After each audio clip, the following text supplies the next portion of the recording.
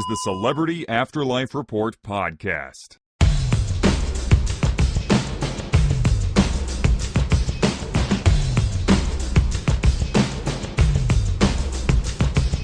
Hey there, it's me again. I am the Celebrity Medium, back with another roundup of the latest gossip about all your favorite deceased celebrities.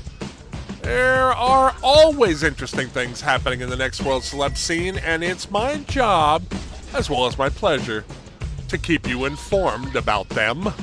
And with that intro, let's hop right into the thick of it.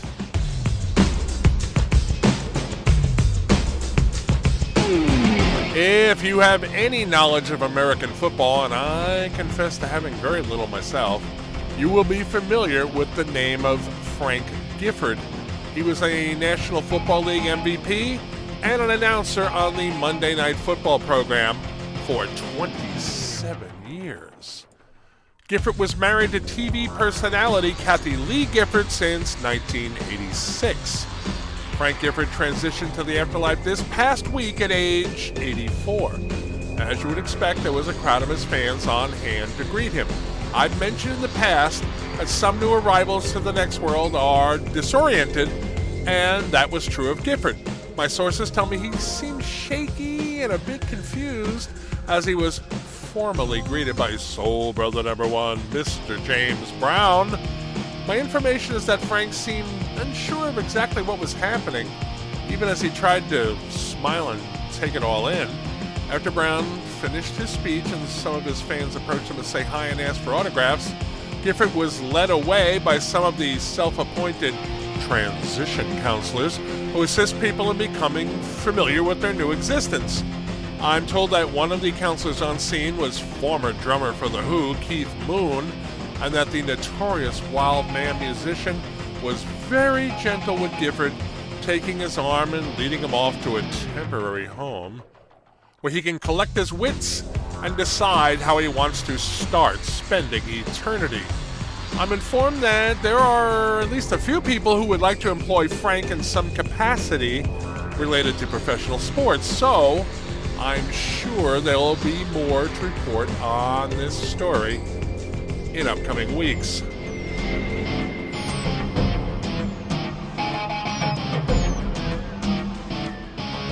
Orville and Wilbur may be the Wright brothers, but at the moment things are decidedly wrong between them.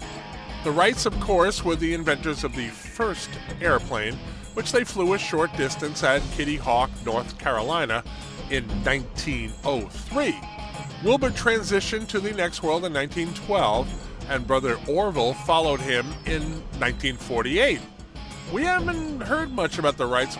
Actually, we haven't heard anything about them until the other day when one of my afterlife sources informed me that the siblings are anything but brotherly these days.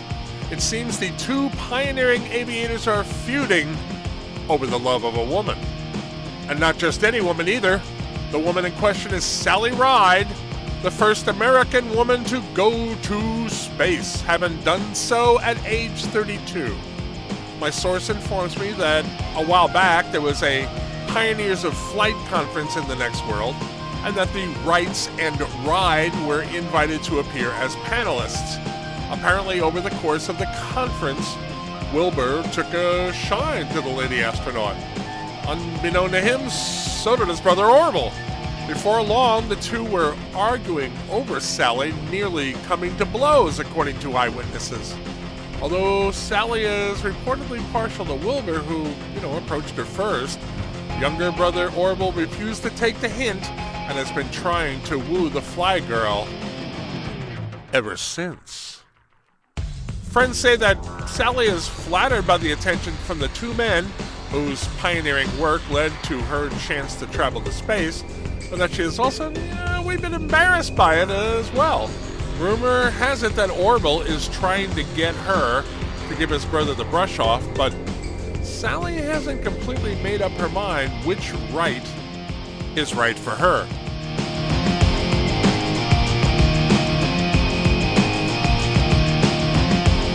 As loyal listeners to the report know, Charles Lindbergh's plans to create an all-white community in the afterlife are starting to come apart at the seams.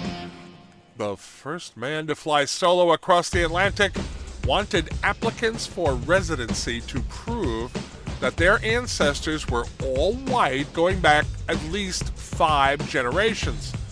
That collapsed when he discovered that there are no genealogical records in the next world, making that kind of proof impossible to obtain.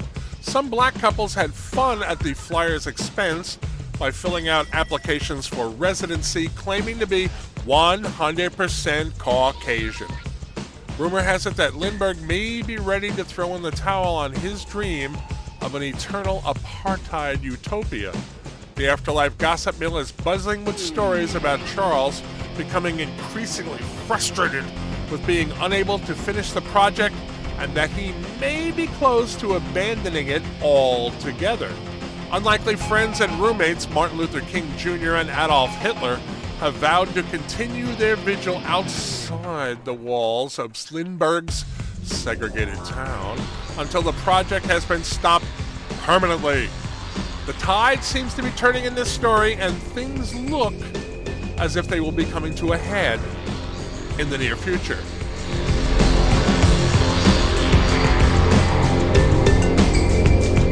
About a month ago, I told you about Rudd Weatherwax, the man behind the original Lassie TV show and movies, and his attempt to revive the franchise via a new film called The Lassie Squad.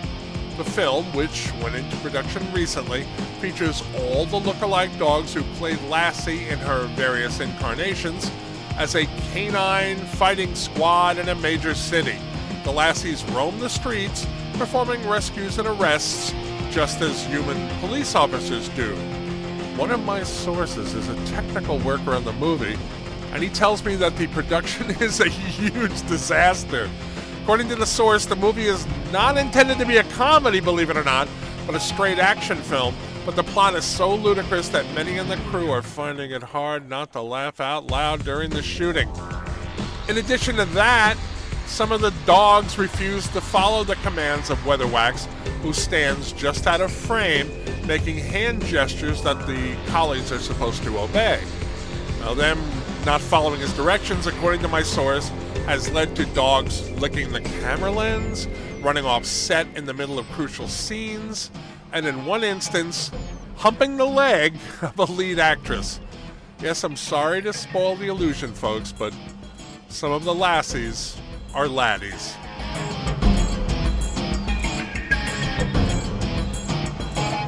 And I think my work here is done for this week. Please come back next week when I'll have more juicy gossip about all your favorite deceased celebrities. Please remember and spread the word that the report is available for free on iTunes so you can listen to your car as you drive to and from work. I am the Celebrity Medium. Thanks for listening.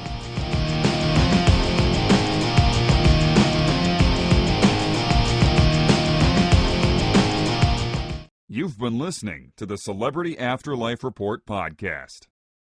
To ask a question about your favorite deceased celebrity, call 818-3-MY-DREAM. 818-3-MY-DREAM. 818-369-3732.